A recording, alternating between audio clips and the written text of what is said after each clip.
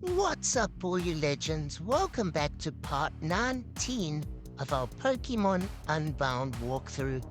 In the previous video, we made our way out of the Cyber Cube area. We went and battled Vega and the legendary Pokemon Groudon, which was insane. In today's video, we're making our way back all the way to the beginning to Frozen Hearts, where we're gonna return to the Shadow Base where the whole game started. And we're gonna see if we can find some of the villains hiding there.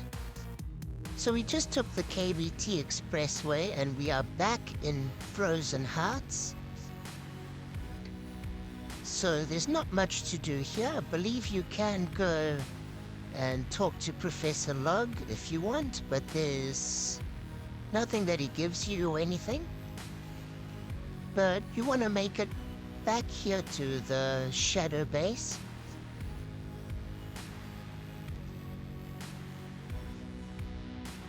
So when you enter and you turn left, that is where we began. We're going to turn right this time, and someone has left their uniform here, so it looks like we've got Marlin's clothes that we're wearing. That's pretty cool. So everyone's going to think we are now Marlin. And we've picked up a Hyper Potion. So this disguise might be pretty useful until we make it to Aklov or some villains. This guy thinks we are Marlin, which is great, and we've picked up our first key card, which is going to be quite useful moving forward. And now we've made it into the elevator. It looks like there are 4 floors. So we're going to make it our way to the 2nd floor, or B1F. And our key card has opened this entrance. We've picked up a pearl, which is quite valuable. We can sell that for some decent money. And it looks like we have another item hiding here. We've picked up a Dusk Ball. Okay, now there is a Shadow Grunt here. We've picked up a Calcium in this room. And we've got the 2nd key card, which is pretty cool. Maybe there are some more doors that we can open now and pick up some more items. Okay, we need the first key card to open this door. And we've picked up Protein and another Dusk Ball. So we've picked up some valuable and useful items so far, and we're only on the 2nd floor. And another Zygarde cell. So we are currently sitting at 27 Zygarde cells. We can't open that yet. We need the 3rd level key, but we can open this one above. And here we've also picked up a Reaper Cloth, which is a hold item, which is pretty cool. Okay, now we're going to make our way to the next floor, B2F. Okay, now we are checking out the next level. We've got 3 key cards already. Sorry, 2 key cards. We need the 3rd. Here, if you talk to this lady, she offers to battle you. So take her on, and then you can talk to the Shadow, and he'll let you through. And here we pick up an upgrade, which is pretty cool, pretty useful. Another Zygarde cell. And the 3rd key card, so that's the one we needed. We needed 3 of them.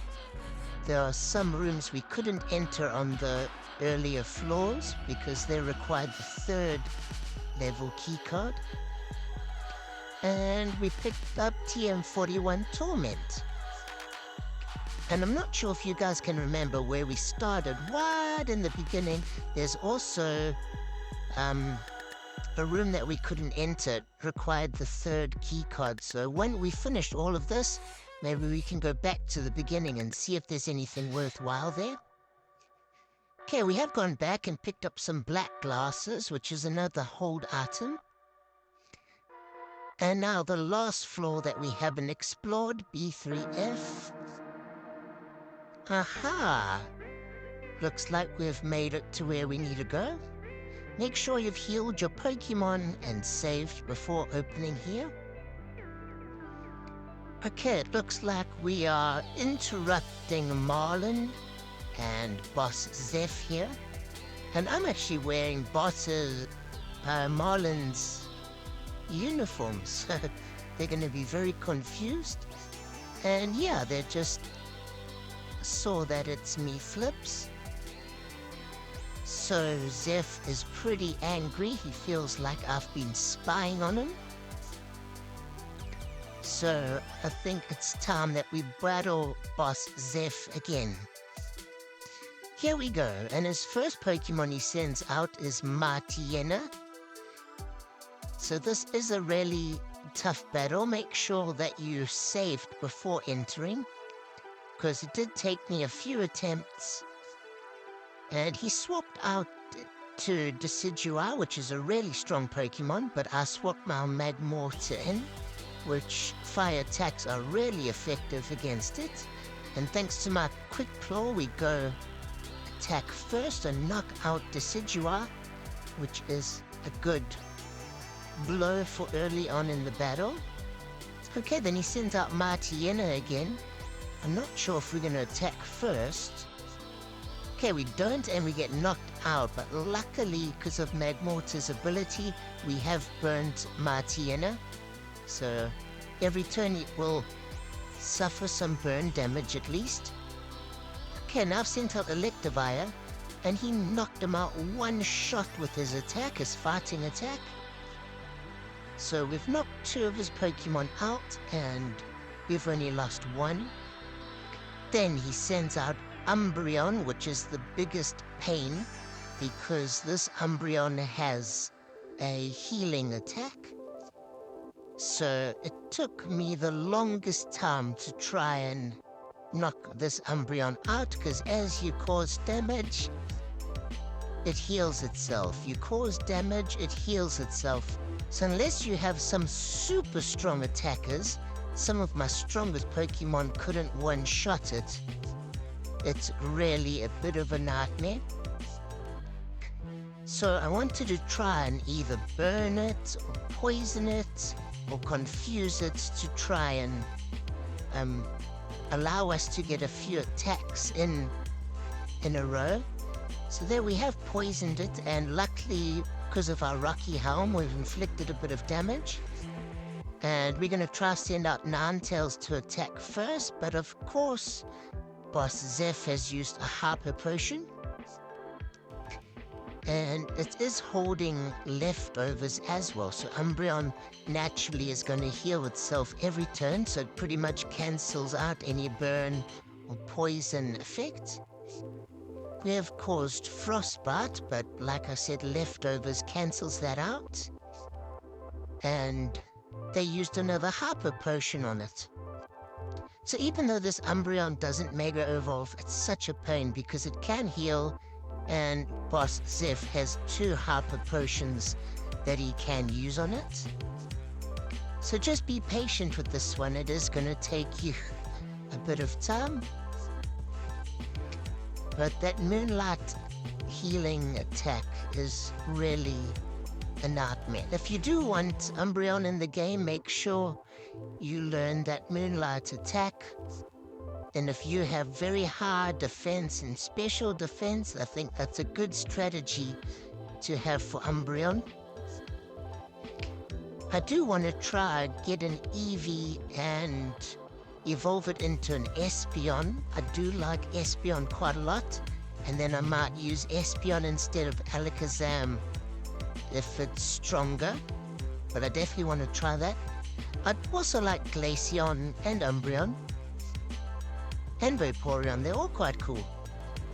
But yeah, let me know in the comments, guys, which evolution is your favorite, or tell me your top 3. It's a really hard decision. I think I've swapped my favorite 3 a couple times.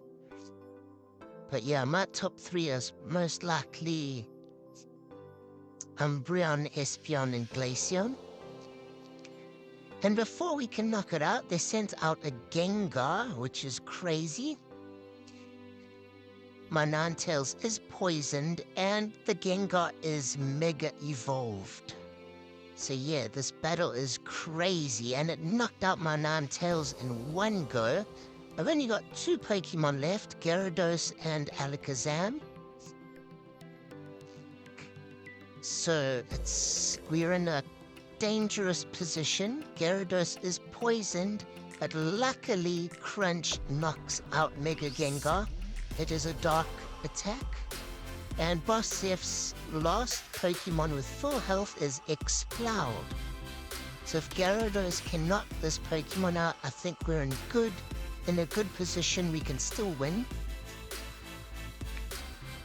Okay, Gyarados has got to get an attack in. Yes, okay, we don't knock it out, but it's so close to being knocked out. Both of their last Pokemon are quite weak. It's up to Alakazam to get the first shots in. Alakazam is one of my quicker Pokemon, so he should attack first. Exploud's out the way. If we can attack first, we should be able to get Umbreon out the way. Yes, we got our shock in and finally knocked out Umbreon. That was a pretty tough battle, I won't lie. Be ready for a tough one when you do come here. I think it's time that we try and get some Mega Stones. I think we definitely need at least 1 Mega Pokemon on our team. I believe you can get Mega Gyarados, the Mega Gyarados Stone, near Foreshore City. If you defeat all the trainers in that area, there's like boss trainers for certain areas. Once you've defeated all the trainers in that route, you can challenge the boss trainers, which are tough battles. But yes, I think we might have to do that in the coming videos, just so we've got a Mega Gyarados. I think that'll help even the playing fields, because it looks like all the boss battles now have a Mega Pokemon. So we had a bit of a disadvantage if we don't have a Mega. Okay, but we knocked out Boss Zeph, and they're telling us all about Faye and Aklov. And we're trying to get rid of all these shadow warriors that they created. We wanted to find out where they were. And it looks like Marlin is joining up with us, like he's willing to help us and we are willing to help him. And we are telling Boss Zeph that we did find my father, Eros, in the Cyber Cube. And he's really surprised that he's still there after 16 years. I really want to bump into Faye. I would love to battle her because she actually sent my father away. She seems like one of the most evil villains. So I definitely want to battle her again. So Marlin is willing to help us out, and he's telling us how his story unfolded. So when Marlin lost his son Avery, when Zeph lost his son, Marlin and Avery came to see if he was okay.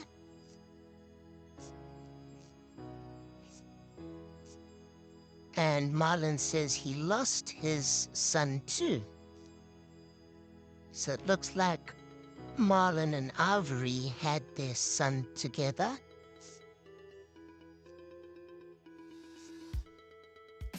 And there's nowhere to revive their son that they lost. Okay, then a year ago, Avery gave birth to twins, and it was the happiest time of our lives. Of course, we miss our first child. Log, a friend of ours, agreed to babysit for the time being. They're with him now, back in Frozen Hearts. Frozen Hearts, a friend of mine, lives there as well. He's my old partner, the one who helped me. But he's simply known as the guardian of Boris. I think his wife recently gave birth to their own child, actually. However, I don't quite remember the child's name. What about your new twins? What are their names? Their names are Redhead and Melanie. Wow, okay, so Redhead and Melanie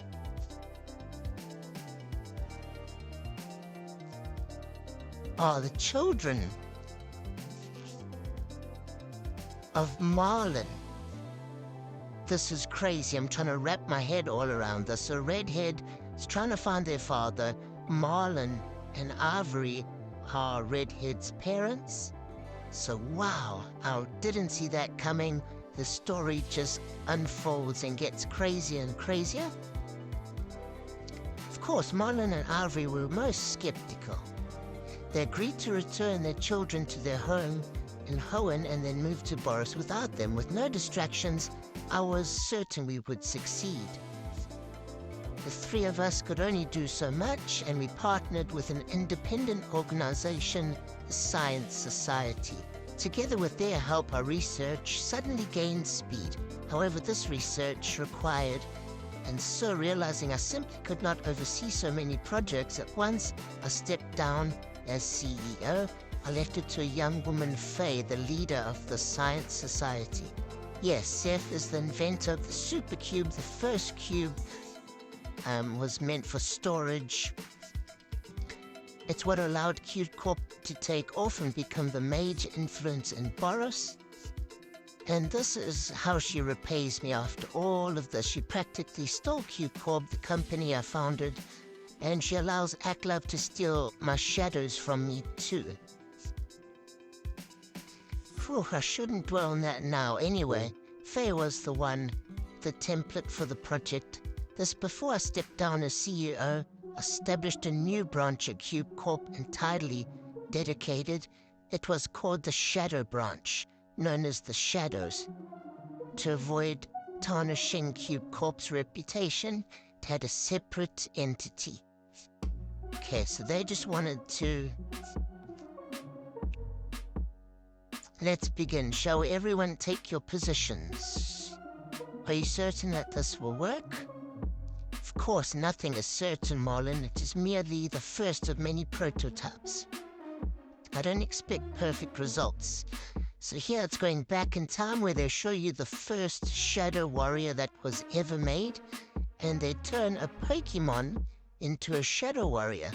So there looks like we have a Garchomp or Gabat or something.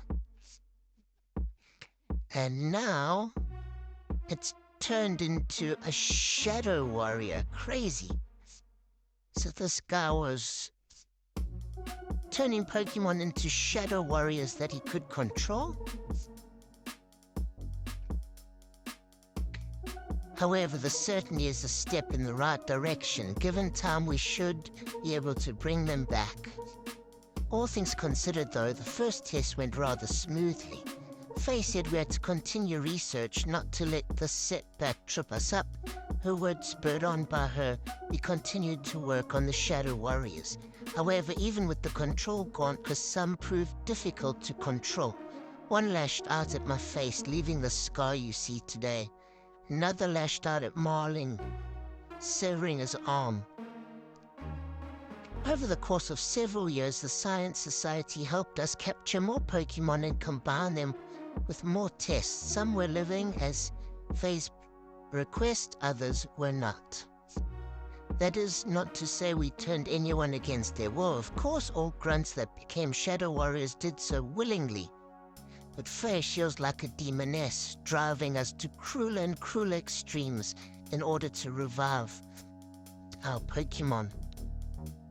It was always the Shadow Warriors she was invested in.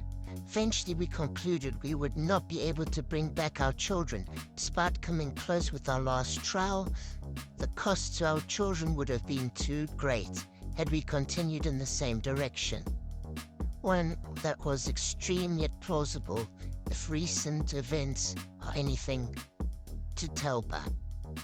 The plan was to bring the ultimate weapon, the one we mentioned in the old legends, here to Boreas. But while that weapon may be capable of mass destruction, it was also the same device used to restore Pokemon. It stands to reason, but how much of it was our idea, and how much of it was Actlove's machines? Okay, so they wanted to, after the Shadow Warriors, they wanted to try get this weapon so they could bring back their children. And from there, you know the rest. Phew. So that was an explanation and a half. So yeah, if you guys are following the story, this video tells us a lot of the beginning of the story that we've been trying to piece together. So take your time. I did go through this quite quickly to try save time with the video, but go through the story all on your own and you'll be able to make better sense of it than I can. But yeah, I wasn't expecting all these twists and turns. The story in Unbound is top-notch. It's better than any other story I've played in a Pokemon game. It's really advanced and interesting. I love the characters they have made. I love the different teams and villains they have made, like the Shadows, and also the gang, the biker gangs. Definitely Unbound is probably my top ROM hack game that I've ever played, just because the story is so awesome, there's so much to do. And now we have to go challenge the Dahara City Gym leader, finally. That's what I originally wanted to do before we got sent to the Ruins of Void. Ken, we did get a Mega Stone there, which is cool. So I think now we must just go back to where we began and see if we can enter that last room with the key card. We're going to change our clothes back. And let's see if there's any items for us. But yeah, this one was definitely a story more focused on the actual storyline. We did get a Garchomp part, so that's awesome. You can Mega Evolve Garchomp if you chose it. But now I think we're going to leave the video here. Dahara City next video. Thanks a lot for watching.